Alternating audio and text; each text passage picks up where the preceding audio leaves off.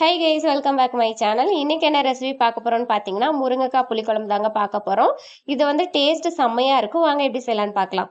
அதுக்கு ஒரு பேன்ல நல்லா ஹீட் பண்ணிட்டு அதுல கொஞ்சமா எண்ணெய் விட்டுக்கலாங்க.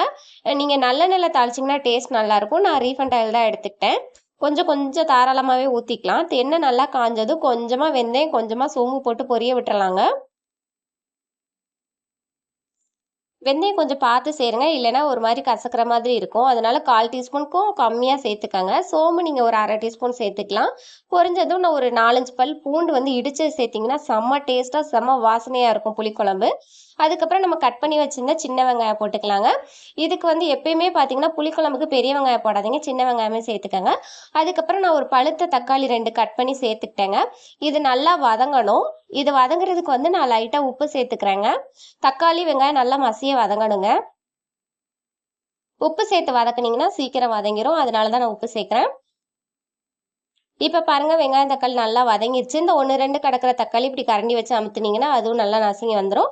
இது கூட நான் கருவேப்பிலை ஃபர்ஸ்ட் சேர்க்க மறந்துட்டேன். அதனால இப்ப கருவேப்பிலை சேர்த்துக்கிட்டேங்க. அதுக்கப்புறம் நம்ம கட் பண்ணி வச்சிருந்தா முருங்கைக்காய் சேர்த்துக்கலாம். முருங்கைக்காய் வந்து எண்ணெயில ஒரு 5 மினிட்ஸ் வந்து நல்லா வதங்கணுங்க. அப்பதான் குழம்பு வாசனையாகவும் டேஸ்டாகவும் இருக்கும். இதை ஒரு 5 மினிட்ஸ் நல்லா வதக்கிக்கலாங்க. முருங்கைக்காய் வந்து நல்லா கலர் மாதிரி ஒரு மாதிரி வெந்து வரும். ஆனால் ஃபுல்லாலாம் வேகாது. ஒரு 20% நல்லா வெந்து வரும். பாருங்க, இப்போ நல்லா வதங்கிருச்சு. இந்த ஸ்டேஜில் நீங்கள் மற்றபடி உருளைக்கிழங்கு, கத்திரிக்காய்லாம் சேர்த்துக்கலாம். நீங்கள் இல்லை முருங்கைக்காய் மட்டும் சேர்க்குறதுனாலும் சேர்த்துக்கலாங்க. நான் கத்திரிக்காய் போட்டால் டேஸ்ட் நல்லா இருக்கும் அப்படின்னு சொல்லிட்டு கத்திரிக்காயும் உருளைக்கிழங்கு போட்டுக்கிட்டேன். கத்திரிக்காயும் உருளைக்கிழங்கும் கொஞ்சமாக வதங்கினா போதும். அது ஒரு மாதிரி கலர் சேஞ்ச் ஆனாலவே போதும். இப்போ இதை நல்லா கிளறி விட்டுக்கலாங்க. இப்போ பார்த்தீங்கன்னா தெரியும் உங்களுக்கே டிஃப்ரெண்ட்டு. கத்திரிக்காய் கலர் மாதிரி வந்திருக்கு. இன்னும் ஒரு 2 நிமிஷம் வந்து இதை நல்லா வதக்கிக்கலாங்க.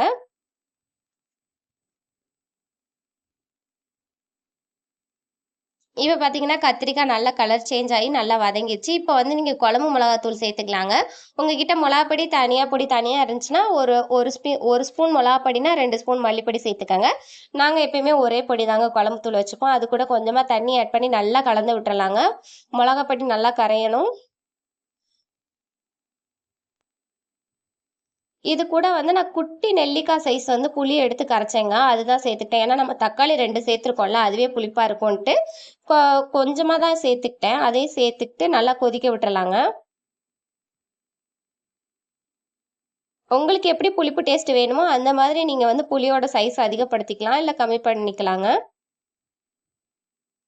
இப்ப புளி தண்ணி ஊத்திட்டு நல்லா கலந்து விட்டுட்டு இந்த ஸ்டேஜ்ல உப்பு காரம்லாம் பார்த்துக்கலாங்க. பார்த்துட்டு எனக்கு உப்பு காரம்லாம் கரெக்டாக இருந்துச்சு. நான் கொஞ்சம் தண்ணி ஆட் பண்ணிக்கிட்டேன். ஏன்னா முருங்கைக்காய் நல்லா வேகணும்ல, அதனால கொஞ்சம் தண்ணி ஆட் பண்ணி நல்லா உப்பு போட்டு நல்லா கொதிக்க விட்டுறலாங்க. ஒரு 5 நிமிஷம் நல்லா கொதிக்க விட்டிங்கன்னா குழம்பு ரெடி ஆயிருங்க. இப்போ பாருங்க, முருங்கைக்காய்லாம் நல்லா வெந்தது, குழம்பு நல்லா வத்தி வந்துருச்சு. இப்போ 2 ஸ்பூன் வந்து எண்ணெய் விட்டு இறக்குனீங்கன்னா டேஸ்டான முருங்கைக்காய் குழம்பு ரெடிங்க. இந்த மாதிரி குட்டி குட்டி ரெசிபி தெரிஞ்சுக்க என்னோட சேனலை சப்ஸ்கிரைப் பண்ணி வச்சுக்கோங்க. வீடியோ பிடிச்சா லைக் பண்ணுங்க, ஷேர் பண்ணுங்க. தேங்க்யூ ஃபார் வாட்சிங்.